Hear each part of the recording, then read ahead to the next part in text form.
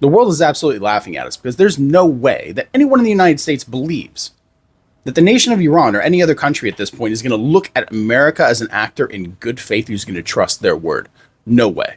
What the president has asked us to do is turn over a new leaf, to transform our relationship with the people of Iran and to extend an outstretched hand that says to the people of Iran that if your leadership is willing to give up being a driver of regional instability. What an insane statement to make. Listen, every time there's been a peace negotiation going back from before the war, when they were negotiating in Vienna, what happened? America decided to just launch an attack, right? Israel decided to just launch an attack. There is no good faith. There's no extending a hand, right? There's no justice that's been delivered. The only justice is that this administration got absolutely embarrassed. Listen, objectively, if you're an outside observer, let's go further. If you're in Iran, do you trust anything that one of these officials says to you? Do you trust JD Vance? Do you trust Donald Trump? Do you trust Marco Rubio? All they've done is go around the world and destabilize every nation that they talk to, right? When these people enter the room, you got to protect your wallet.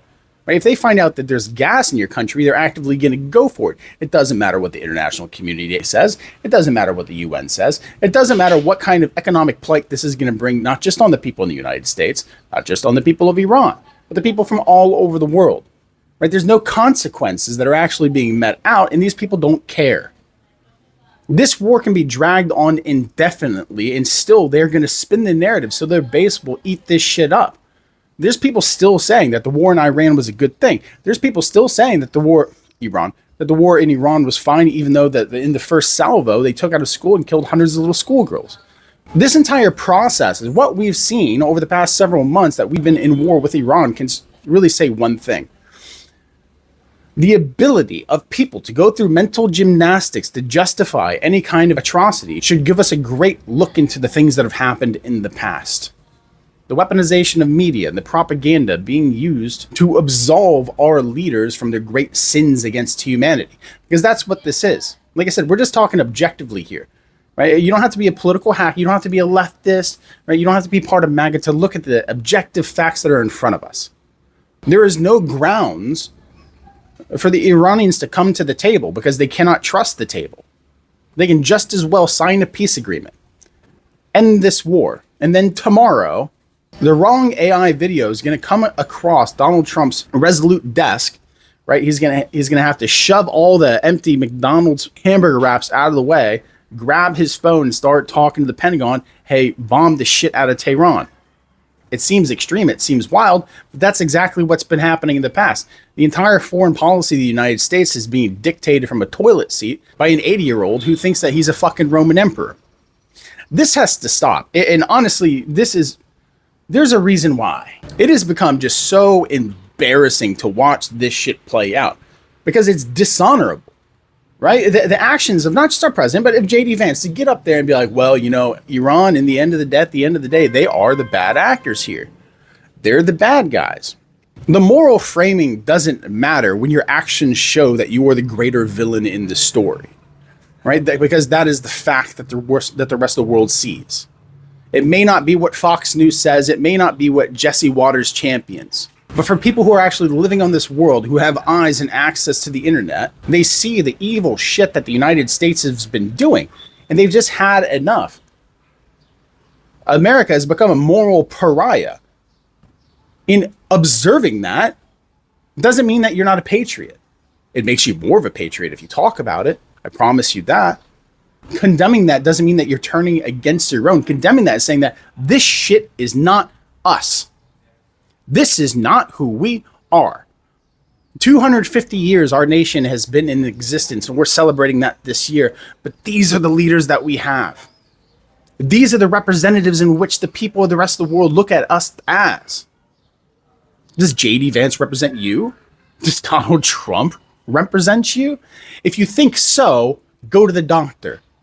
And if you genuinely, in your heart of hearts, think that all this shit that's been happening is for a greater good, for the future prosperity of the United States of America,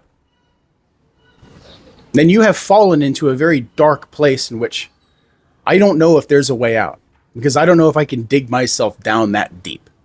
And I'm someone who's gone down some pretty dark roads in my life. Let's just look at the ledger for a second here. Geopolitically, let's look at the diplomatic state of the United States right now.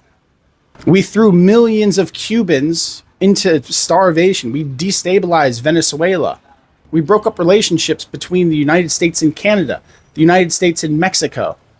A lax behavior has led to a new parasite infecting our cattle. Normal people in the United States right now can't afford to live, can't afford renting. The possibility of their children ever owning a house seems like an impossibility, to the point where half the people in the United States who are under 25 years old want to leave the United States because they don't see opportunity. No one's having kids because they can't afford them, and they think that this country is so fucked up that they don't want to bring more kids into it.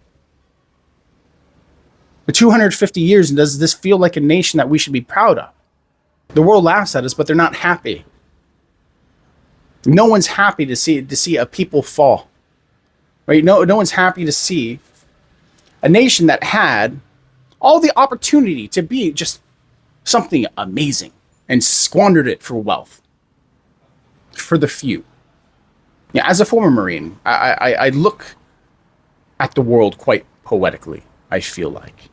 I believe in things like honor. I believe in things like integrity, because these are core to trust.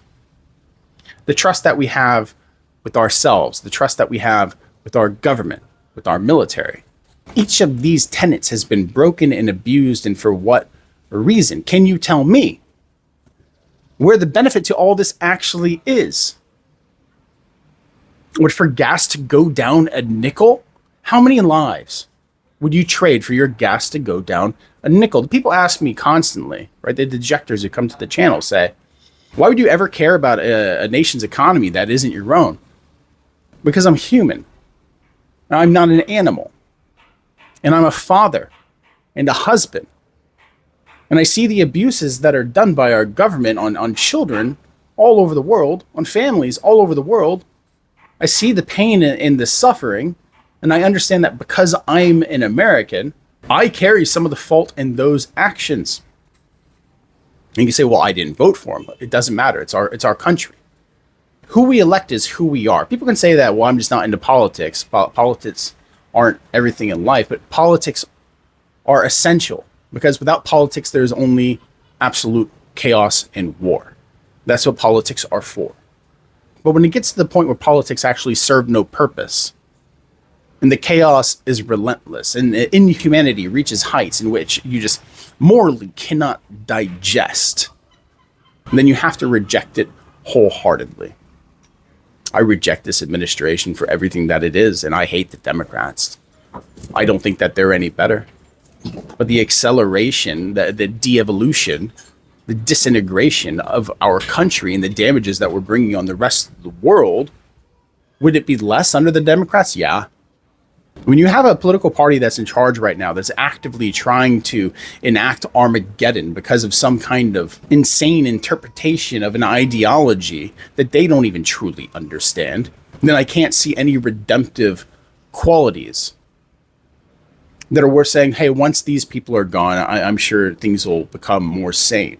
When's the last time you saw any kind of sanity come out of our country, out of our politics, out of our culture? It's not a culture of beauty. It's not a culture of building, not anymore, if it ever has been.